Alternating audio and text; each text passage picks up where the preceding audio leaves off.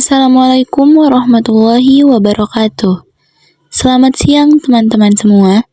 Saya di sini akan mempresentasikan materi mengenai file server. Sebelum saya mulai materi tersebut, izinkan saya memperkenalkan diri terlebih dahulu.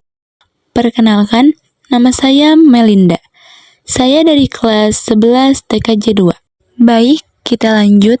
Yang pertama, saya akan menjelaskan mengenai pengertian file server. File server adalah sistem komputer, baik perangkat keras maupun lunak, yang berfungsi sebagai lokasi penyimpanan terpusat untuk file dan data di dalam suatu jaringan komputer. Tujuannya adalah untuk memungkinkan banyak pengguna yang terhubung dalam jaringan yang sama untuk mengakses, berbagi, mengelola, membuat, memodifikasi, menghapus, dan membagi data secara efisien tanpa perlu transfer file fisik. Selanjutnya, yang kedua, fungsi utama. Fungsi utama file server meliputi yang kesatu, penyimpanan terpusat. Jadi, semua file disimpan di satu lokasi agar memudahkan pengorganisasian data dan informasi. Lalu yang kedua, berbagi data.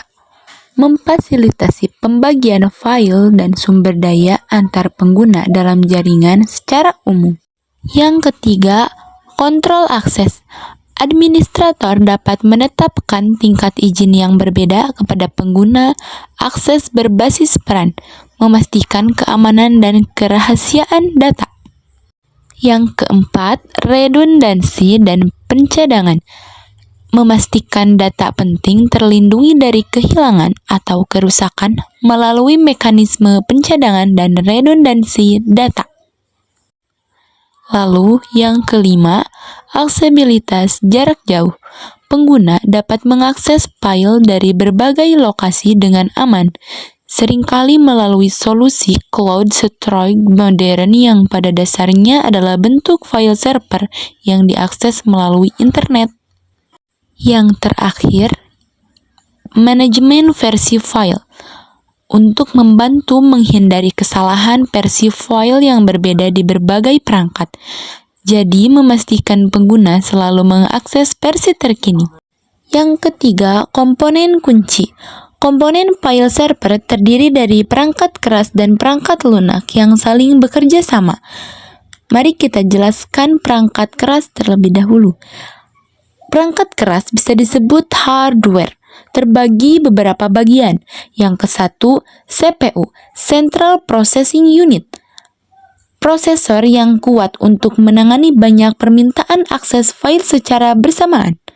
Yang kedua, RAM, Random Access Memory, memori besar untuk memastikan kecepatan akses dan kinerja yang optimal. Yang ketiga, media penyimpanan, storage, hard drive, HDD atau Solid State Drive SSD dengan kapasitas besar dan sering kali dikonfigurasi dalam susunan RAID, Redundant Array of Independent Disk untuk redundansi dan kecepatan.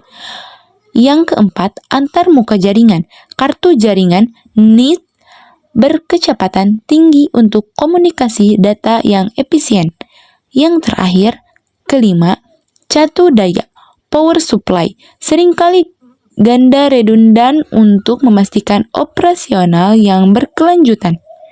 Selanjutnya, kita bahas yang kedua mengenai perangkat lunak yang bisa disebut juga software.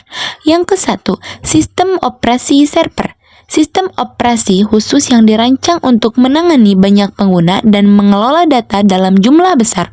Misalnya, Windows Server, Linux Server. Yang kedua, perangkat lunak manajemen file. Utilitas untuk mengelola izin akses, kuota penyimpanan, dan pencadangan data. Selanjutnya, yang keempat, kita bahas jenis-jenis file server terbagi 3 bagian. Yang kesatu, NAS. NAS bisa disebut Network Attached Strike, perangkat khusus yang mudah diatur, menyediakan penyimpanan terpusat melalui jaringan Ethernet, ideal untuk rumah dan usaha kecil hingga menengah. Yang kedua, SAN, bisa disebut Strike Area Network, jaringan penyimpanan berkecepatan tinggi yang terpisah menghubungkan server ke perangkat penyimpanan tingkat blok, lebih kompleks dan mahal, cocok untuk bisnis besar dengan kebutuhan kinerja tinggi. Lalu, yang ketiga, DAS, Direct Attached Strike, media penyimpanan yang terhubung langsung ke server mirip hard drive eksternal skala besar. Akses terbatas hanya untuk server yang terhubung. Yang kelima, kita bahas cara kerja file server. File server bekerja dengan menyimpan data secara terpusat di satu komputer dalam jaringan, lalu mengizinkan pengguna yang terautentikasi untuk mengakses, mengelola, dan membagikan file melalui jaringan tersebut. Prosesnya dimulai saat pengguna membuat permintaan, server memverifikasi identitas dan izin, lalu mengirimkan data yang diminta kembali ke pengguna melalui jaringan. Selanjutnya, yang keenam, kita bahas mengenai protokol yang digunakan oleh file server. Protokol adalah aturan komunikasi yang memungkinkan transfer file.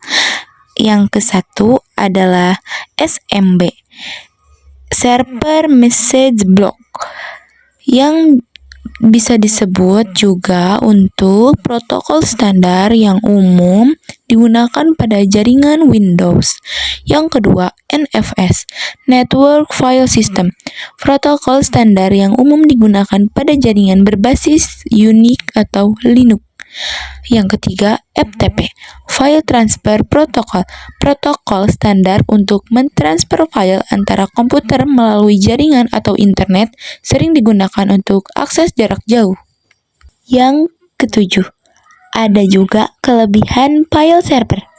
File server kelebihannya adalah untuk penyimpanan terpusat, akses bersama yang efisien, keamanan data yang lebih baik, dan pemulihan data yang mudah. Selain itu, file server juga menawarkan skalabilitas kontrol pengguna yang terpusat, serta efisiensi dalam manajemen data dan biaya jangka panjang. Ada juga kekurangan file server. Kekurangan file server adalah biaya awal dan pemeliharaan yang tinggi, risiko keamanan siber seperti virus dan serangan peretas, serta ketergantungan pada koneksi jaringan yang stabil. Selain itu, file server memiliki keterbatasan aksesibilitas jika jaringan bermasalah, memerlukan keahlian khusus untuk pengelolaan dan perawatan, serta dapat menjadi single point of failure jika terjadi kegagalan sistem. Baik, kita bahas yang terakhir mengenai kesimpulan file server. Jadi, file server adalah komputer atau sistem yang berfungsi menyimpan, mengelola, dan membagikan file secara terpusat kepada pengguna dalam jaringan. Dengan file server, akses data menjadi lebih mudah, terkontrol, aman, serta mendukung kolaborasi dan efisiensi kerja di lingkungan organisasi. Terima kasih. Sekian presentasi dari saya. Mohon maaf bila ada kesalahan. Semoga materi yang saya sampaikan bermanfaat bagi teman-teman semua. Wassalamualaikum warahmatullahi wabarakatuh.